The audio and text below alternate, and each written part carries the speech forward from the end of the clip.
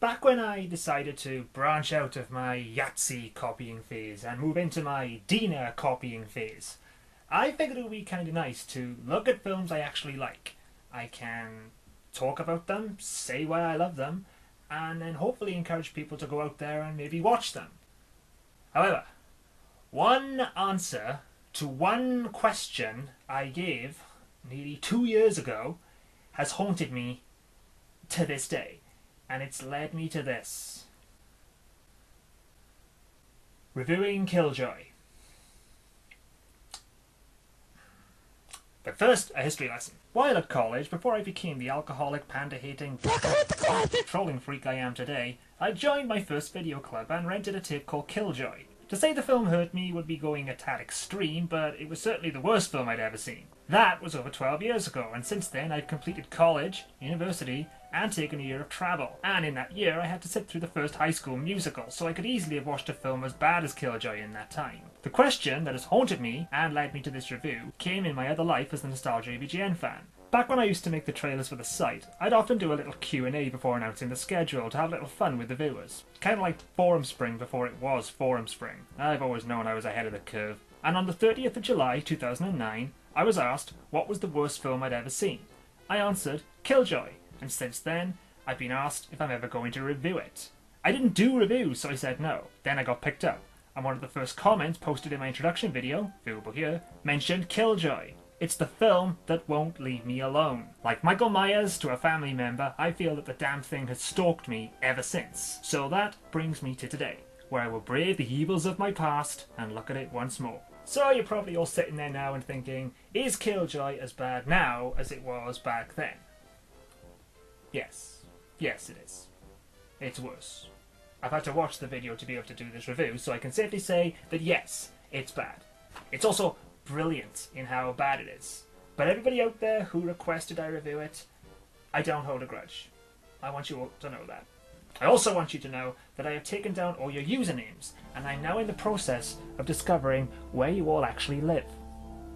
And when I find your addresses, I will find you, and I will kill you. All.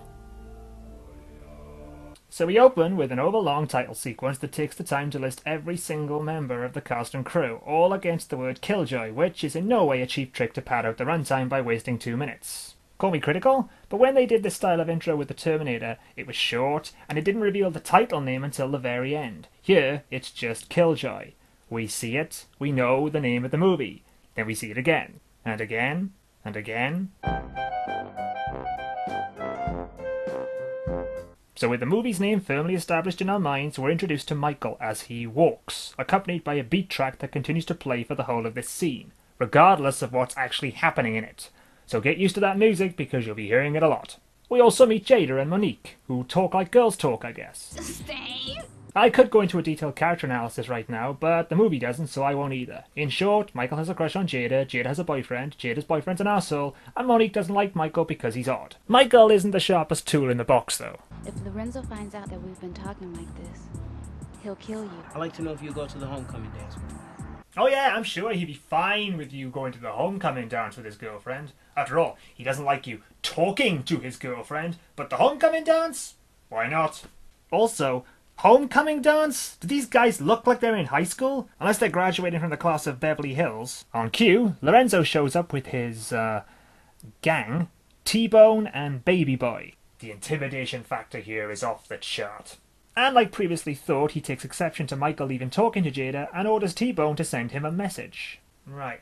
Remind me again why Michael thought this was a good idea? T-Bone proceeds to lay the beat down on Michael, all of this being observed by a homeless guy who we know is important because the camera keeps cutting back to him. He doesn't actually offer to help or do anything, but we know he's important. The scene goes on for about a minute with the same groans from Michael being played against the same punch and kick sound effect, all being played against that damn beat track. Couldn't they have mixed up the Foley a little bit better? I mean, even the brawl had more variety than this. Lorenzo seals his badass nature by stepping on Michael's glasses and leaving him on the floor, driving off with the girls in tow. Demonstrating the kind of healing abilities that would make The Undertaker blush, Michael stands up and walks off without so much as a limp, and makes sure we get one final look at the homeless person who watched the whole thing. Later that night, Michael, understandably pissed, in his incredibly bare and empty room, uses the power of his candles and doll to summon Killjoy. Can you really summon an evil spirit with just candles and a doll?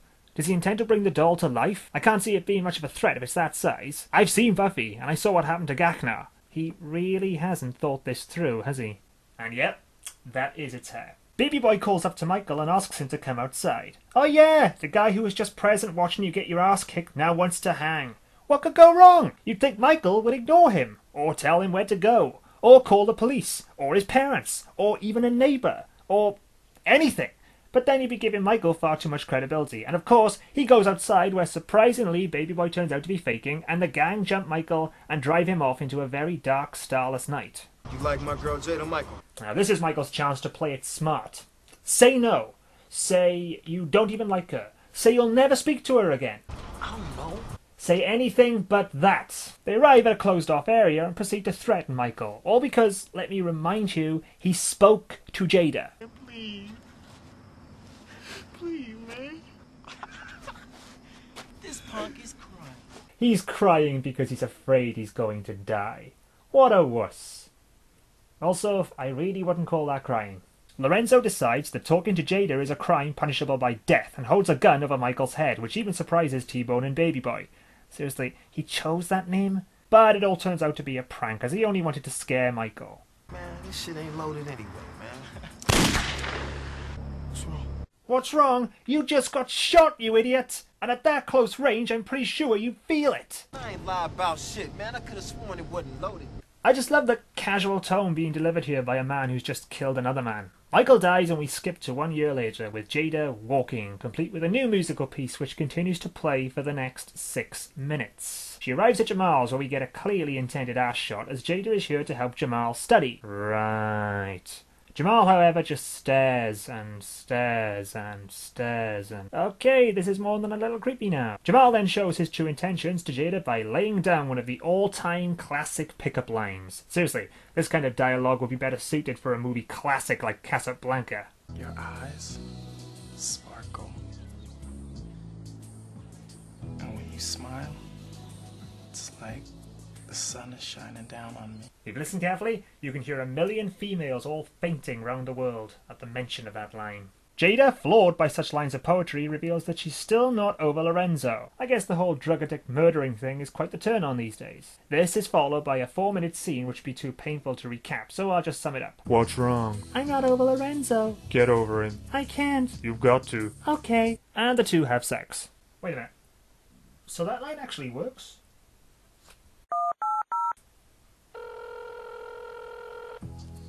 Hi. Your eyes sparkle, and when you smile, it's like the sun is shining down on me. Who the hell is this? Lupa? No, this isn't Lupa.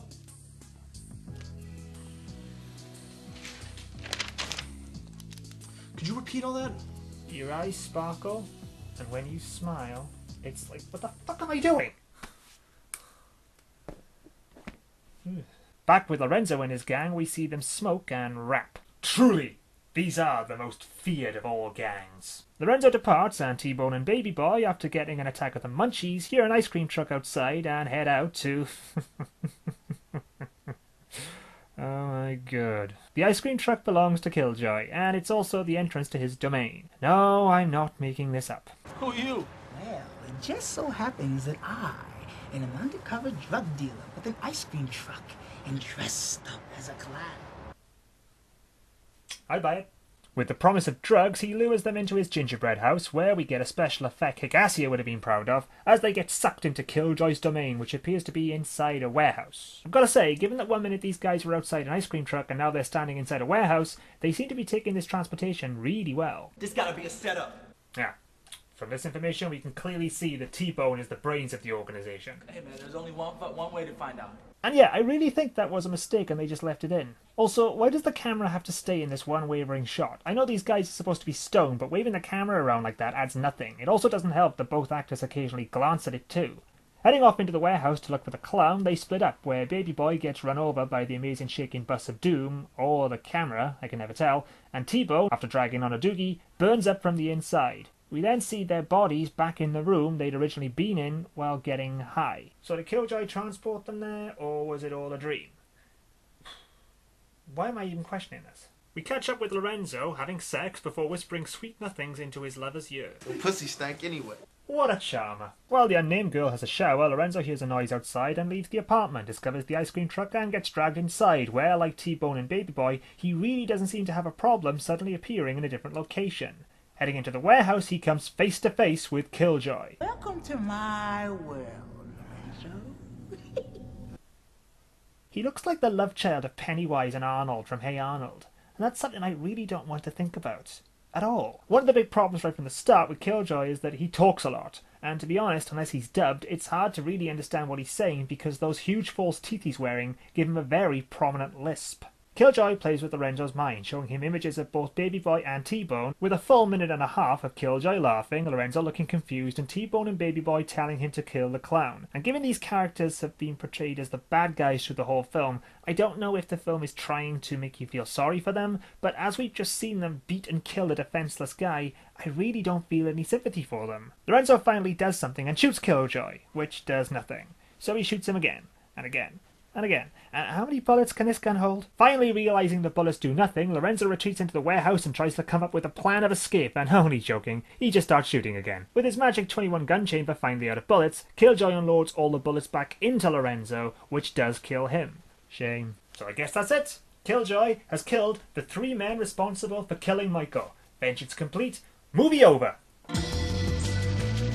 You wish. We move back to Shower Girl, who's finally finished her enjoyable soaking, notices Lorenzo's gone, and follows a trail of blood all the way outside and finds Lorenzo's body inside the ice cream truck, only for Killjoy to pop up and scare her. So wait, he can appear outside the truck in our world now? And what the hell was that? No, I'm serious. Was she dancing? And was that a stock scream? Couldn't she even scream outside, or were they just worried about waking the neighbours? And why didn't Lorenzo appear back upstairs like T-Bone and Baby Boy when they were killed? And why do I have so many questions that I know answers aren't coming to? We move back to Monique asleep as the homeless man from 1 year earlier breaks into her apartment and gently lets her know that he's there. Which leads to Jada getting a page and calls Monique, finding her hysterical, and so Jada and Jamal head over to Monique's apartment where we get a crotch shot. Lovely. When they get inside, they find Monique and the homeless man standing up, holding hands. Tell them what you told me. Yes, this man broke into my apartment, sent me into hysterics, and now we're standing here looking normal. You will listen, and you will not ask questions. Girl, what is going on? I said no questions. Now, close your eyes. What the hell was that? Did he just orgasm? So by holding hands and using the power of stock footage, Homeless tells them what we already know. Michael wanted Jada, summoned Killjoy using black magic, died, Killjoy rose, and killed everyone. Thank you for clarifying that, movie. Question. Why does he need to hold hands with all of them to tell them this? I mean, we can assume he's told Monique this information already because of what she said when they entered the room. Tell them what you told me. I guess women just aren't his type. Now, young man, take my hand. Dirty bastard. That is why I'm here. Yes, to recap the plot. To tell you all that you are in great danger from the evil that calls itself Killjoy. Why are they in danger? We saw Michael summon Killjoy to remove Lorenzo. He's done that. Why would he now focus his attention on these 3 characters? And what exactly does Jamal have to do with any of this? He wasn't in the beginning of the movie. And how do you know all this, strange exposition guy? He's mainly after her. Me? Why me? Ah, here we go. An explanation. The truth shall find itself. What? That doesn't make any sense! Killjoy rose to remove Lorenzo. You've just confirmed this. Why is he now focused on Jada? Here, I'll correct the scene so it makes sense. He's mainly after her. Me? Why me? We have another 20 minutes of film left to shoot. Exposition tells them that the ice cream truck is outside, and that to destroy Killjoy they need to destroy his heart and the doll. Why he can't do it we're never told, and they never ask. His message delivered, Homeless leaves using the power of After Effects. Jada? What was he talking about? What? You called them there and insisted they listen to him. In fact, you heard everything before Jada, so how do you expect Jada to know any more than you? To be honest, I really shouldn't read too much into these lines because we're about to hit the mother load. of bad dialogue. So they head outside and find the ice cream truck. This must be the ice cream truck. Wow, nothing gets by Jamal, does it? And I guess Monique lives in the same apartment as Shower Girl because the truck hasn't moved, unless you count a little to the right to hide the dumpster, and I don't. While the characters waste some time mulling over about going inside, Jamal actually has a good idea. We gotta stay together, no matter what. We're 45 minutes in, and this is the first smart thing anyone has said in this entire movie. Game face is on, our valiant heroes enter the ice cream truck of doom, and channeling Solid Snake's entrance from Metal Gear Solid 2 and onwards, they arrive in the warehouse. This must be the place that homeless man was talking about. Are you sure? Would you believe somebody actually got paid to write this script? Hearing Killjoy from somewhere off camera, our heroes look to their fearless leader for guidance. Listen, I got a plan. Oh, a plan. What is it? Band together to take out the clown? Hold hands so we know where everyone is at all times? Find something on the floor to use as a weapon? We gotta split up. I'm sorry? Split up? This is the same character that less than 70 seconds ago claimed they should all stay together. That's not an exaggeration, I'm serious. I've timed it. From this moment... We gotta stay together, no matter what. To this moment... We gotta split up. Exactly 1 minute and 9 seconds has passed. This is just terrible writing, and I can only hope it was intended as some sort of joke, because this can't even be considered remotely a horror film anymore. It's a comedy, and a really bad one. We can't do it, Bob. We can't do it together. And another bad take. What is it with this set and jumbled takes? Why do they insist on filming it as one shot? Again, we're back to that same angle with the same wavy camera. Let's split apart for a while, and if nothing happens, we'll meet back here in 5 minutes. And why is he so obsessed with splitting up? He's the one who insisted they stick together. Did the voyage to the warehouse of doom scramble his brains? So they split up with Jamal going off on his own and Jada and Monique sticking together. Of course they meet Killjoy, who seems to have the ability to be in 2 places at once. Yeah, just go with it. He attacks Jamal, who escapes, leading the group to reunite a whole 2 minutes after they initially split up. So what was the point of them all splitting up? Padding, of course. With the 3 of them back together, Killjoy reanimates the corpses, zombies, ghosts, apparitions, I really don't know, it's never really explained what they actually are, of Lorenzo and his gang, and the 3 face off in a battle to the death. She one hot piece of pussy, ain't she? What'd you like to know? What? He actually said that? Okay, it was established earlier in the film that Lorenzo took Jada's virginity, so the line, wouldn't you like to know, is completely the wrong response, and oh, who am I kidding? The writers of this couldn't even maintain continuity after 1 minute. While Jamal battles Lorenzo, Monique throws Jada a weapon. Jada!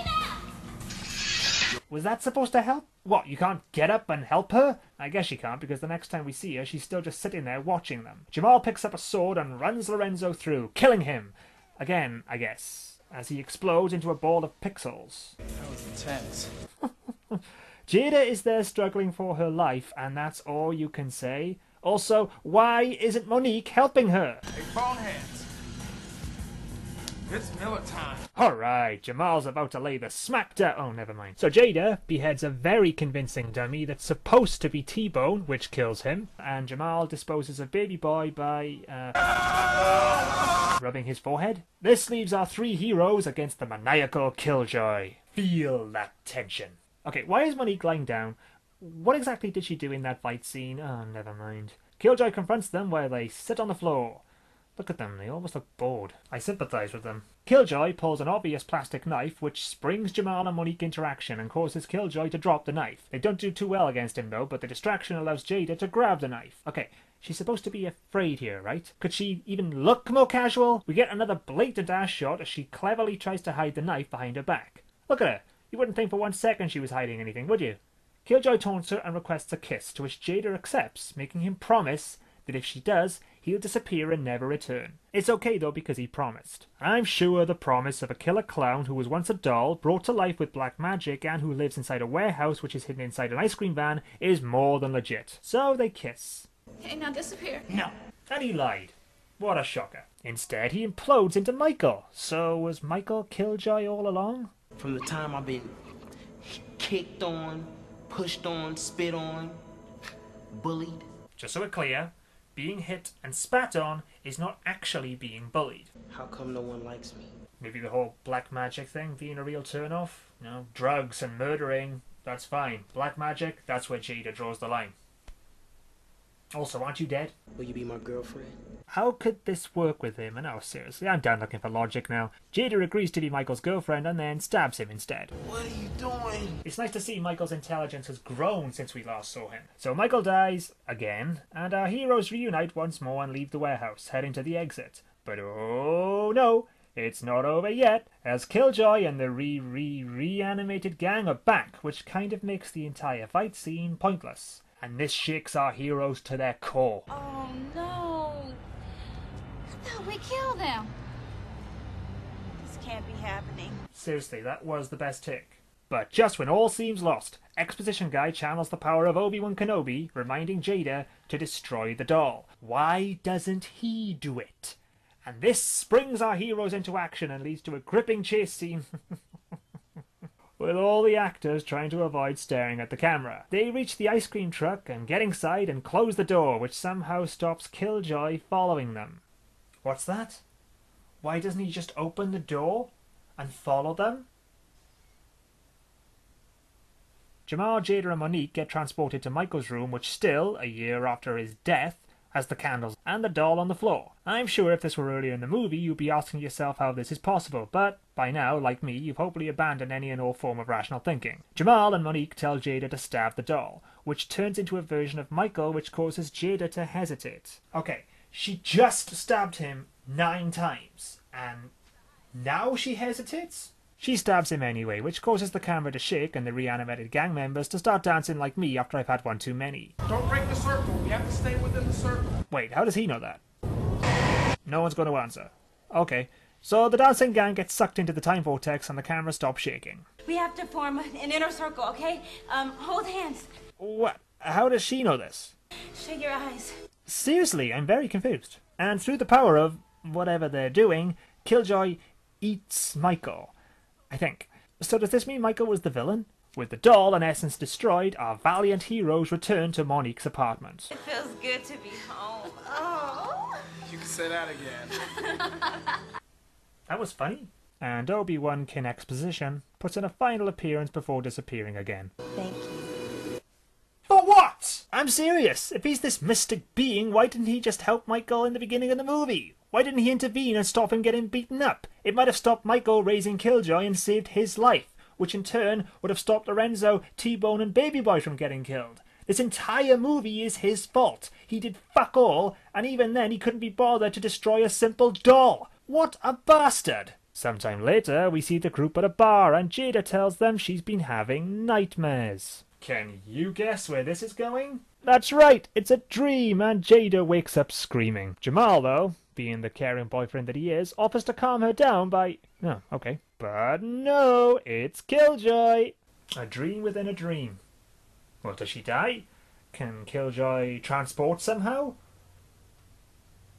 I don't care. And finally, we get an insanely long credit sequence to further pad out the movie to its 1 hour 12-minute runtime, in which possibly the biggest joke of the entire movie can be found. Script supervisor? This script had a supervisor? But that's the end of the movie. And now I can actually go back to looking at movies I actually like. Fuck off.